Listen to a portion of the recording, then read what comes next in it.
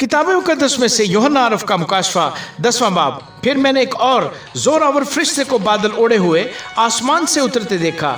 उसके सर पर धनुक थी और उसका चेहरा आफताब की मानद था और उसके पांव आग के सतूनों की मानद, और उसके हाथ में एक छोटी सी खुली हुई किताब थी। उसने अपना दाहिना पांव तो समंदर पर रखा और बायां खुश्की पर, और ऐसी बड़ी आवाज से चिल्लाया जैसे बब्बर धाड़ता है। और जब वो चिल्लाया तो गर्ज की 7 आवाजें सुनाई दी, और जब गर्ज की 7 आवाजें सुनाई दे चुकी तो मैंने लिखने का इरादा किया, और आसमान पर से ये आवाज आती सुनी कि जो बातें गर्ज की इन 7 आवाजों से सुनी हैं उनको पोशीदा रख और तहरीर न कर।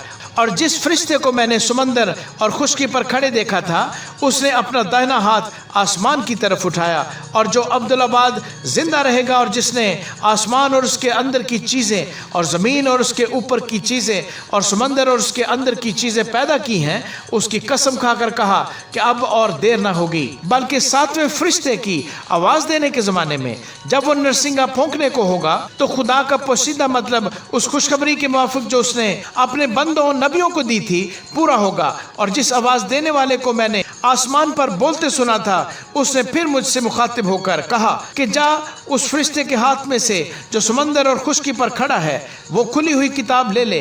तब मैंने उस फरिश्ते के पास जाकर कहा कि ये छोटी किताब मुझे दे दे। उसने मुझसे कहा कि ले इसे खा ले, ये तेरा पेट तो कड़वा कर देगी मगर तेरे मुंह में शहद की तरह मीठी लगेगी। बस मैं वो छोटी किताब उस फरिश्ते के हाथ से लेकर खा गया। वो मेरे मुंह में तो शहद की तरह मीठी लगी मगर जब मैं उससे खा गया तो मेरा पेट कड़वा हो गया।